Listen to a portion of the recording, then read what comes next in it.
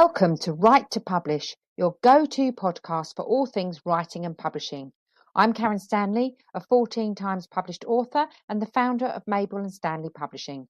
Join me as I share a multitude of tips and insights drawn from my own writing and publishing journey.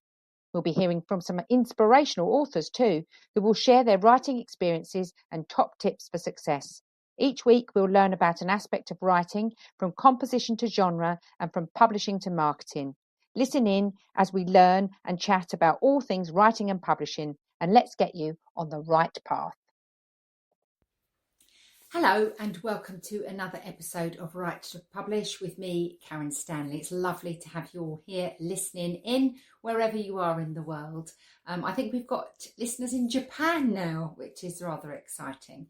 So today I'm going to talk about what to do, how to write when you don't have time to write. Now, you can imagine, as a writing mentor and hybrid publisher, this is something I hear all the time. I hear, I'd like to write a book, but I just don't have the time. I just can't manage to write it. And I'm probably less than sympathetic when I hear that, because you actually do have to make the time. It's like anything that we do in our lives, don't we? We're all really, really busy, and life can be a challenge, particularly if you've got families and you've got work, and if you're running your own business, or if you're, got a particularly challenging job, or you've got elderly parents that you're caring for. Life puts a lot of demands onto you at any one time. So I completely get it. However, if you want to write a book, the one thing you are going to have to do is to make time. Books are time consuming to write. They don't happen overnight. And they do take substantial effort, dedication, commitment from you, which is why it's still so respected when you've written a book. Some of my business owners have done really, really well with their books because people do hold it in high regard. When you say to someone, I've written a book, they're like, oh my God, that's brilliant, because you do have to commit and you do have to put in the time and you do have to put in the effort. So I'm just going to talk through a few of the tips that I have found as my role as a writing mentor that have really helped people and will continue to help people to get that job done. So the first one on my little list is a deadline.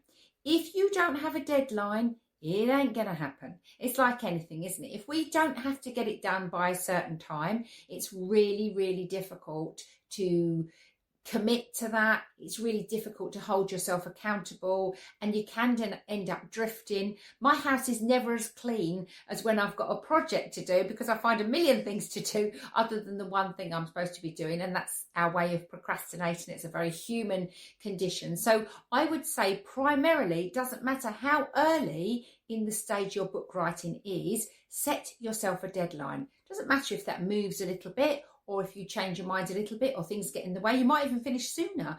But I would set yourself a deadline, and I wouldn't make it like years in advance. I'd be talking sort of 3 to 6 months, depending on what you're writing. If you don't have that deadline, it's really difficult. It's like getting in the car. You've got no sat nav on. How do you know when you're going, where you're going, when you're going to get there, how you're going to get there? So you do need a deadline. The next thing on my list, accountability. If you don't have any kind of accountability, writing a book can be nigh on impossible. Again, because it's so easy for life to get in the way. It's so easy to get distracted. It's so easy to find other things to do or be committed to other things. So if you have some form of accountability, that can really, really help. Now, this can come in many forms. It could be a writing group. I run an online writing community, the Right Now membership. I've got people in that membership who've been with me since the beginning. We're talking 5 years, and they love coming to those meetings. We only meet once a month online, but it means that they've got something to show up for, and it means that they're a little bit ashamed if they show up and they say they haven't done anything, and everybody else is saying, well, I've met my goals or I've met my targets. So we set goals, we set targets, but it's just showing up. It's just having to go somewhere and be accountable for your progress. I've got a very beautiful group of writer friends. I'm very lucky. And one of my writer friends, she was a client originally, and now she's become a firm friend, which I just love that about what I do. And we write together most Fridays now. Friday is my writing day. I clear that day in my diary. I don't allow anything to interrupt or disrupt that. Unless a leg falls off, I'm writing on a Friday. So she will quite often come over, or she'll say to me, I'm writing today, but I can't come over because I'm, dog sitting, child sitting, or whatever I'm doing. But I'm just letting you know I am writing today, and we'll check in with each other later on in the day and say, how many words did you manage, or did you manage to write what you intended to write? So having that accountability in whatever form that takes, whether it's setting it in your diary, but generally if you've got some form of group or some form of friendship or writing colleague that you can co-write with, it's brilliant because it makes you put an appointment in your diary. It's a bit like going to the gym, isn't it? Not that I do that, I must say, but if I was a gym goer, I know I wouldn't go without a friend to go with me. So if you know that you're going to the gym on a Friday morning at 10 o'clock and your friend's going to be standing outside the door waiting for you if you don't show up, guess what? You're going to show up. Writing's no different. The next thing on my list ties in with that pretty much is a writing schedule. If you have no kind of schedule, it's really difficult to make the time, and it's really easy for that time to get eaten up. So like me, Fridays, that works for me. I'm not an everyday writer kind of a girl. Some people will say to you, you've got to write every day. That simply doesn't work for some people. If you've got a family, if you've got a job where it means you can't write every single day, or if the only time you've got is 6 in the morning, me trying to write at 6 in the morning will be a disaster. I'm not at my best then. So for me, I like longer sprints where I do a whole load of writing. I get really immersed. I get really excited about it. And I spend Friday doing that. In fact, this last week just gone, I spent all of Friday writing. I got so excited that I actually wrote on Saturday and on Sunday in my own downtime, if you like, because I just had got that momentum. So having some kind of schedule, but a schedule that fits your life. If you're an early bird and it makes sense for you to get up at 5 o'clock in the morning and write for a couple of hours before your kids or your husband or your dog wakes up, do it then. If you're a bit of a night owl and you like to take yourself off to your study at 7 o'clock and write for a couple of hours, then do it then. But make sure you have a schedule and you've made that schedule purposeful and intentional. So don't just say, yeah, I am going to write, but I'll sort of fit it in. That won't work generally. So make sure you carve out that time in your life for you to write. And make sure it suits you. So don't listen to these people who say you have to write for 15 minutes every day, otherwise it's a disaster. That's not true. My ideal thing to do when I'm working on a book would be to take a whole week off and literally sleep, eat, breathe writing. That's not always possible. So I have to compromise, and Fridays is my compromise. So have a writing schedule. One thing you can do, which is really good, is if you time your writing speed, so you know, for example, you can write roughly 1,000 words an hour, for example. You know that your book might be 70,000 words if it's a novel. You know that you've got a 6-month deadline. I'm about to embarrass myself with the maths here, but straight away you know that your 1,000 words takes you an hour. 70,000 words, that's 70 hours. You've got 6 months, let's say 7, because my maths isn't great to make it easier. So over that 7 months, I've got to do 10 hours of writing per month.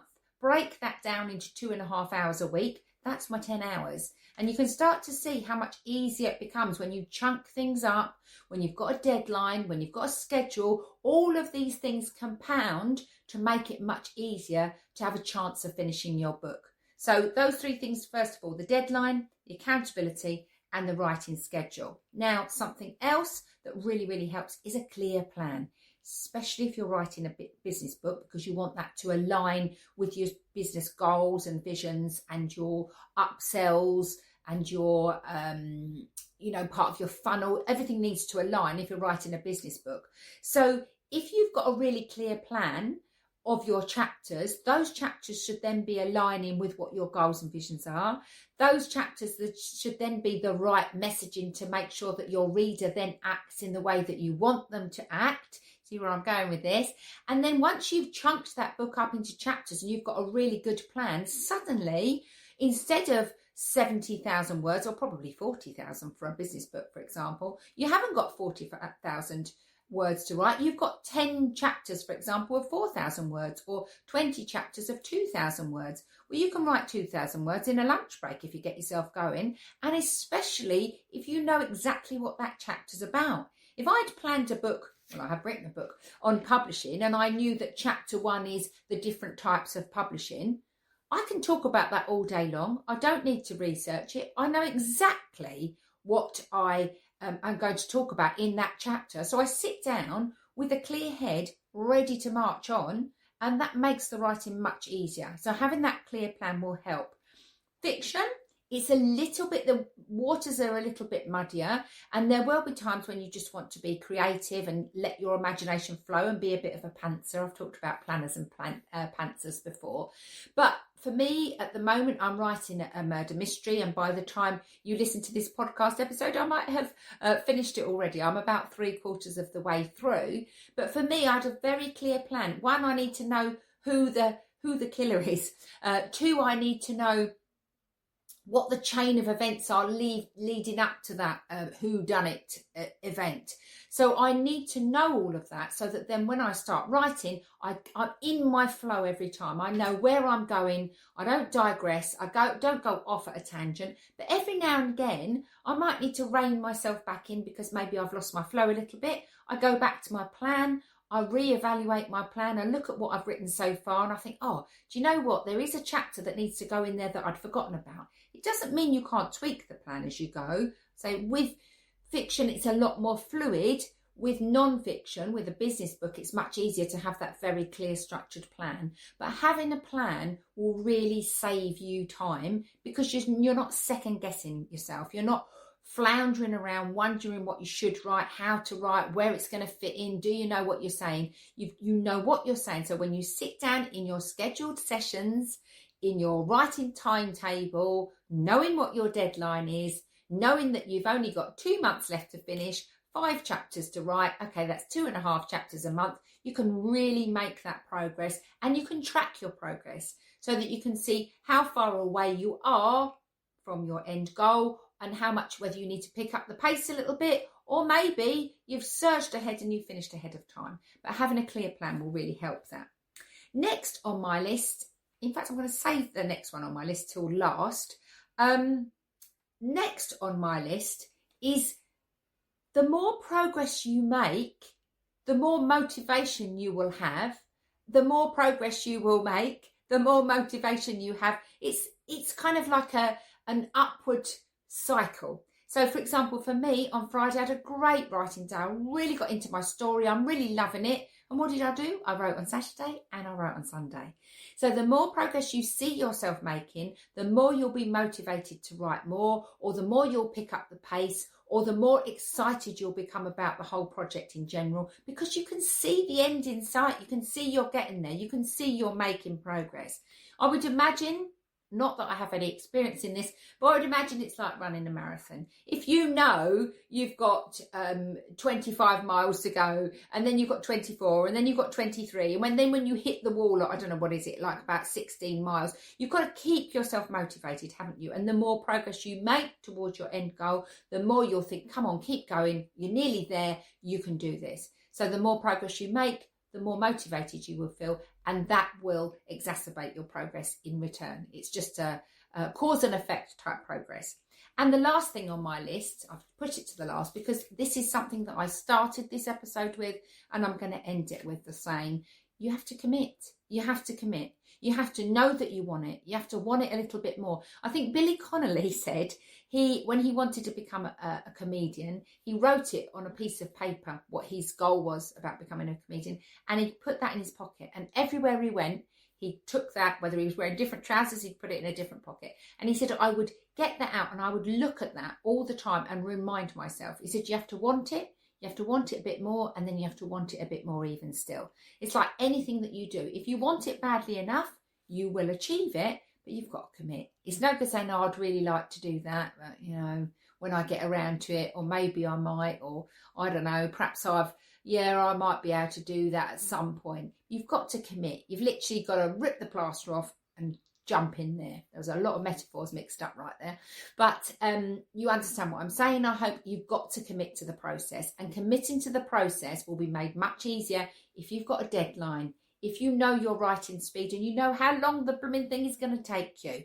If you've got a schedule so you know when you're going to intentionally fit those pockets of writing in. If you've got some accountability or a writing buddy or a writing group, that's going to help you enormously. And you can have lots of lovely geeky chats about writing. I love nothing better than sitting around with fellow writers having geeky chats about writing.